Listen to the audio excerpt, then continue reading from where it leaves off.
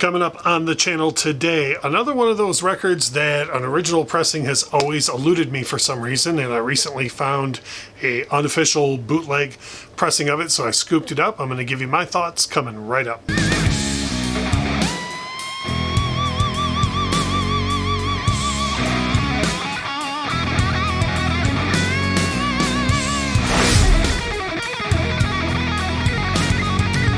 Hi, my name is Russ. Welcome to the Infectious Groove Podcast vinyl channel here on YouTube. If you haven't already, please make sure you hit the subscribe button.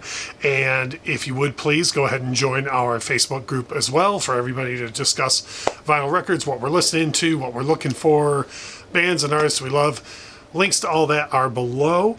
If you don't subscribe or join the Facebook group, at least get involved in the discussion below. Drop us a like, leave us a comment. Love to have all sorts of discussion about music.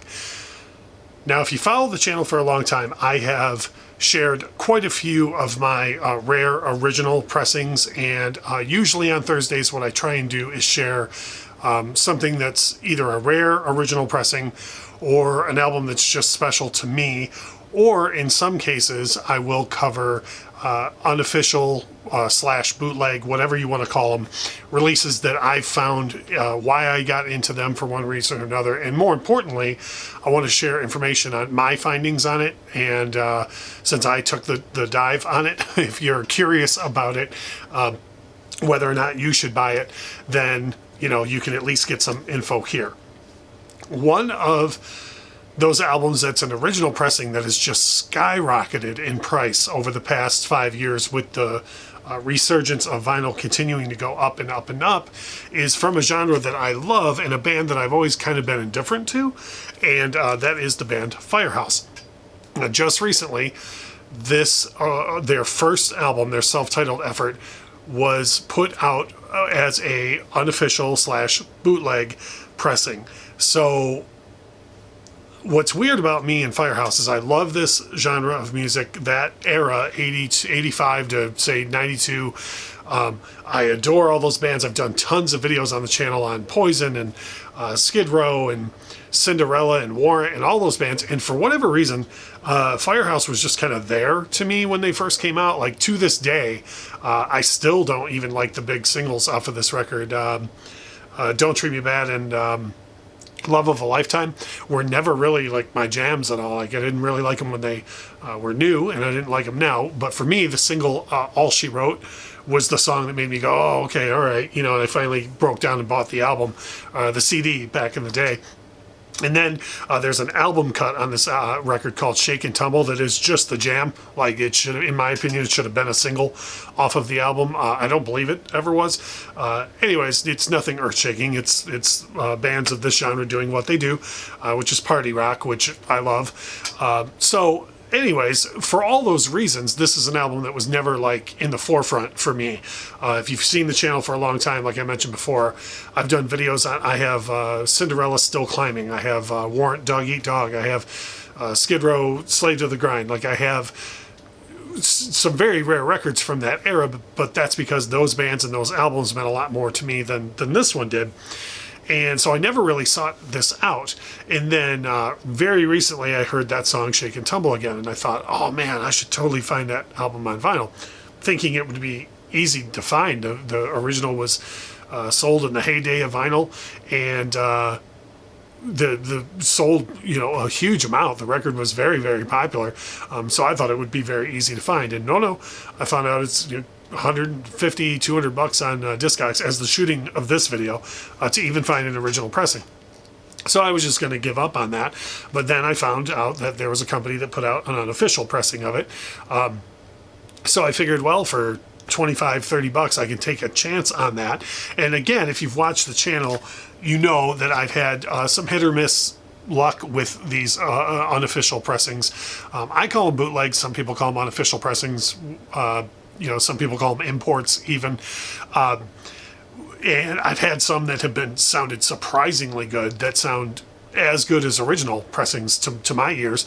And then I've had others that just do not sound good at all. I don't even want to begin to think about where they got the source material from or how it was done. And this particular one falls kind of right in the middle. Very, very, very strange pressing here. So in these videos, I do try and give you info if you're looking for it, but I never want to say you for sure should buy this or you for sure should not.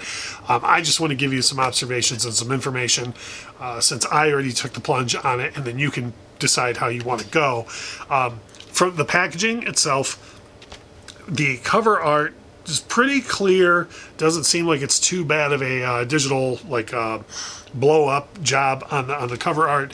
The back cover of the LP, now these are where things are going to get a little sketchy for me because having never seen an original pressing of this, I can't tell you too much about the difference. The back cover looks decent. I don't know how close that is to the original. The LP itself is on bright orange vinyl, which will show you that it is in no way an original pressing. And then on the inside, what's interesting, the inner label, the one side they have the what looks like a reprint of the cover art, and then on the other side they have like a white Epic label. So if I was looking at an original pressing of this, I would be quite surprised if it wasn't just the standard dark blue Epic label on the original on the both sides of the inner. So that's kind of interesting. And then the inner sleeve that it came with has what looks like it would fold out, almost like a gatefold picture of the band with the track listing on one side and really low res photos, really low res. Like these are blown up quite a bit. Like you can really tell that that's a low res pictures that have been blown up to that size. So overall, the packaging's decent. Again, this is not anything I don't think anybody is thinks of as a gargantuan moment in album artwork or anything. So I don't think that's a big thing that anybody would judge the album on. For me, it all comes down to sound quality, and this is a really odd one. The vinyl was dead quiet, dead flat, very, very, very good dynamic range, but really low volume, really low. Like I would have to turn my system up enough to where when I drop my stylus, it would go through the system. Not drop, lower the tone arm, of course, but even lowering the tone arm like you would normally, barely touching the vinyl, it would really loud in order to get good, decent volume out of the pressing. So it's comparable in a way. I spoke before on the channel about the Van Halen Live Right Here, Right Now album, and it was very much the same way, where it was insanely low volume floor.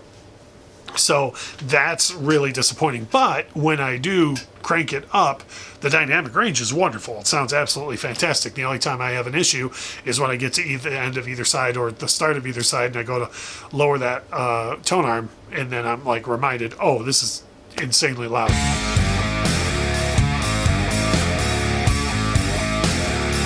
For me, for 25, 30 bucks for what I was looking to get out of this record, which is every so often throw on Shake and Tumble and All She Wrote, and by that point I'll have it cranked up. This works out great for me. If you're on the fence about getting it, I really would take that into consideration, involving the sound level, and if you're in a position to where you can really crank it and still get clear audio from it.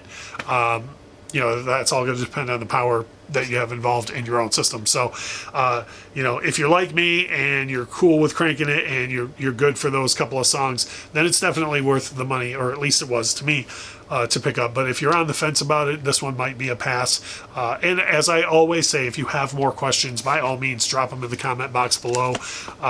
If you have any questions on any of the other unofficial releases that I've shown over time, or how to even tell the difference between an unofficial and official release, I'll be more than happy to help in any way that I can.